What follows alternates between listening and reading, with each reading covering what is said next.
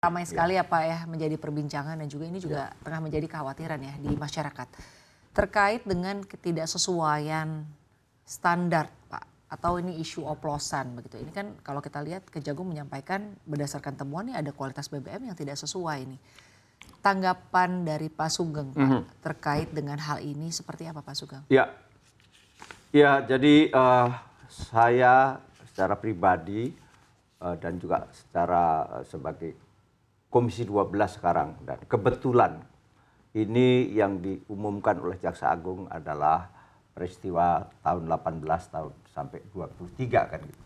Jadi 2018 sampai 2003 dan itu kebetulan tahun 2019 sampai periode lalu lah ya sampai 2024 saya itu ketua Komisi 7 yang membidangi masalah ini dan isu soal kualitas BBM baik itu Pertamax maupun yang lain dan juga berbagai persoalan BBM waktu itu oplosan dan sebagainya mengemuka dan kami sebagai salah satu fungsi pengawasan waktu itu berkali-kali menjalankan fungsi-fungsi pengawasan semacam ini bahkan misalnya seperti menjelang hari raya kayak begini selalu kita menyebar di masing-masing region ya karena memang kebutuhan secara kuantitas dipastikan BBM akan meningkat tetapi tidak lupa ada secara kualitas juga karena memang sering juga ditemukan karena pengawasan di tingkat hilir itulah BPH Migas dan juga sudah barang tentu aparat hukum sering ditemukan penimbunan dan sering terjadi ditemukan pengoplosan.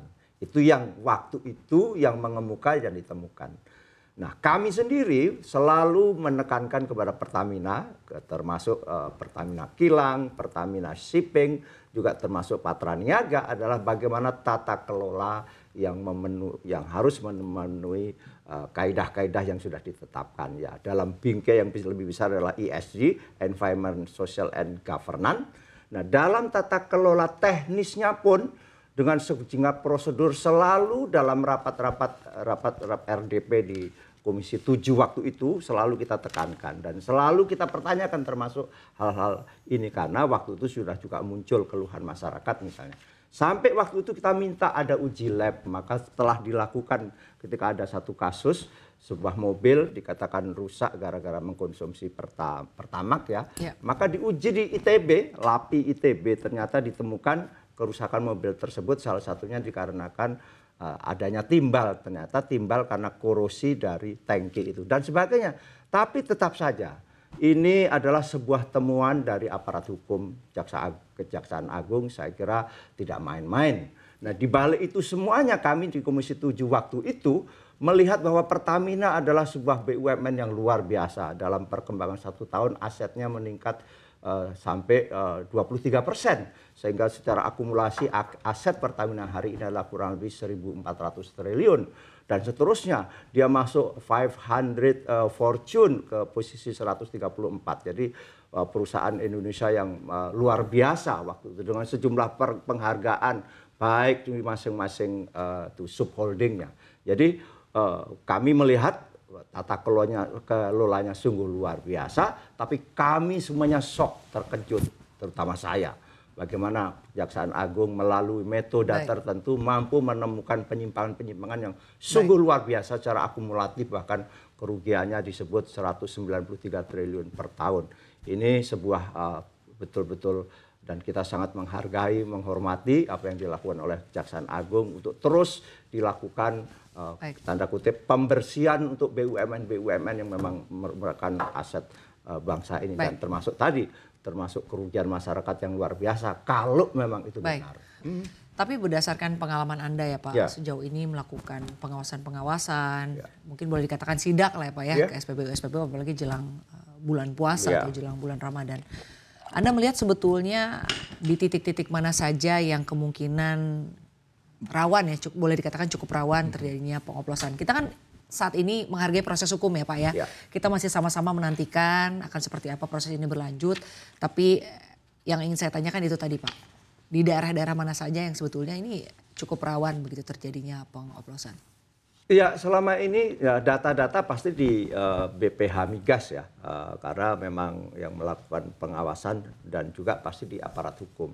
Tetapi fenomena unik adalah khususnya BBM subsidi itu banyak bocor, katakanlah ada misalnya di daerah perkebunan untuk solar, karena ada solar subsidi, ada solar industri istilahnya. Dan selisih harganya cukup besar itu, sehingga bocor. Dan sering sekali daerah-daerah yang dekat perkebunan besar dan juga daerah dekat industri besar selalu kurang itu kuota solar, itu misalnya fenomena.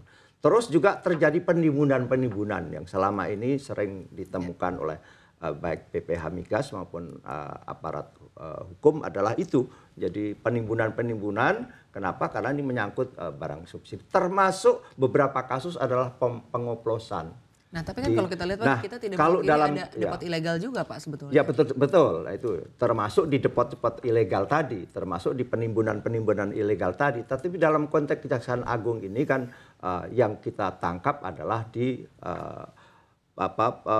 tangki-tangki besar sebelum sampai ke ke tadi sebagaimana disebut Pak Eri adalah sebelum sampai pom bensin.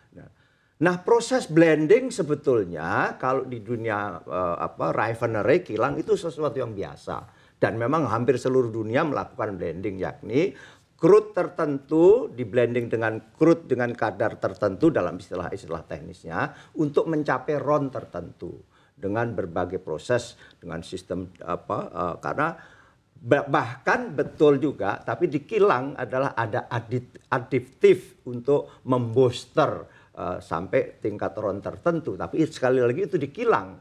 Nah, betul juga bahwa sumber dari Pertalite maupun Pertamax di Pertamina Patraniaga itu dari dua sumber, dari impor langsung berupa produk dan dari kilang Pertamina. Kenapa demikian? Ini kita harus jelaskan. Kesannya adalah bahwa seolah-olah semua memang dipaksa untuk impor. Ya memang kita itu impor. Lifting minyak nasional itu terus turun apa disebut dengan natural decline. Nah, kemarin saja nih kemarin kita rapat dengan SKK Migas dikatakan bahwa di APBN itu 600.000 barrel per day untuk 2024 tercapainya hanya 578.000 barrel per hari.